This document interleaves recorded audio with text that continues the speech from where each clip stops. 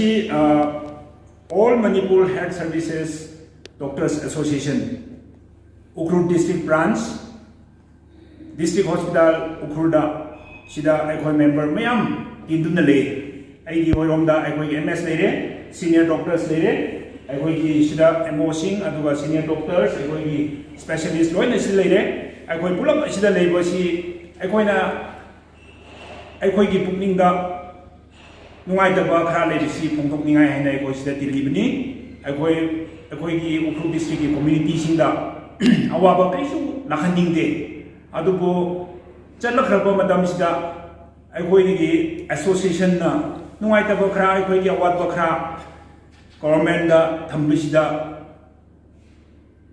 Yengshin Bidabagi Observation Aikoi Pawi Adugi Dama Government Haibsi Aikoi Gi Administrative da Aikoi Gi Ipagumani Aikoi Angang Singna Aigi Kongup Kara Lebio, Piron Lebio Haibsida Lepining Tabagi attitude would proceed Krikira Haibsi Aikoi Angang Moina Ipa Mada Aikoi Ipa Krikino Aigi Patabakri Lebra Aina Nibisida Pipam Topa Subaya Hati now Ichali I lay people on Roy, one night Charlie Van the Lady. I said, when you have me, Adobo Ipani had a Ipatuna Koipo, Carino, Nam, Nay Home Shoot, Takalede, Christo Biroy, Heredia, naked the Cojet, Ipatu Gaini. Sukumba attitude she equal sense to it. Adogi, no idea, Karayan Shimpio, Happy people at the Bopon Niboridi, Equal to Medini Roy, Adobo Equal COVID warrior name, Matamama COVID. Aikoi kana asu strike taude aikoi yam pajana thabak sui mi yam kan phangi seba do siam phangi aikoi su harawe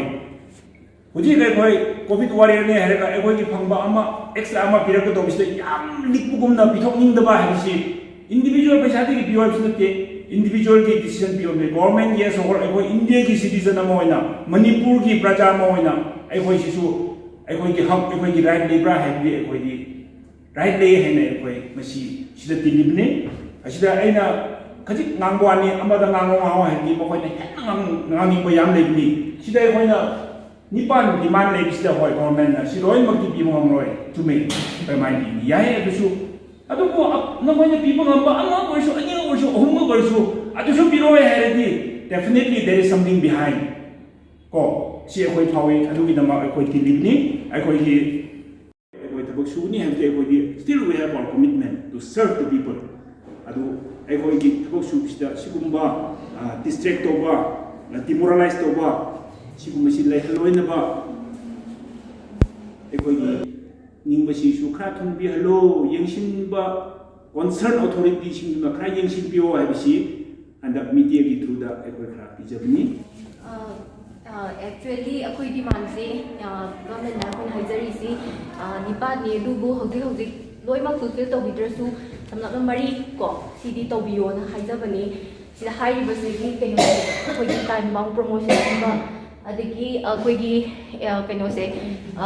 retirement age cost si 65 to samdo bio haiba then npa gi matang the fixation si to bio haiba aduga implementation ko akoi gi propose MHS Rules 2020 amendment si implementation to bio si mari si di tangai fadana to bio haibini ado koi haizari si earnest request ko koi gi again to the higher authority haibidi akoi gi fulfill demand sing se yam genuine over demand ni aduna at the earliest haibidi yam thuna koi demand sing se fulfill to bio aduga sida natana akoina prajada su haibidi apologize tawjari madudi inconvenience kharadi akoina prajada pirani ko matam kharagi time bingi ko adui damak ta koin su apologize tawjari adu si poche to prajada awa bata da bai damak ta akoina government da thuna akoi gi request si thuna demand si fulfill tawbiyo haina haizari la khosi akoi doctor strike tawi hai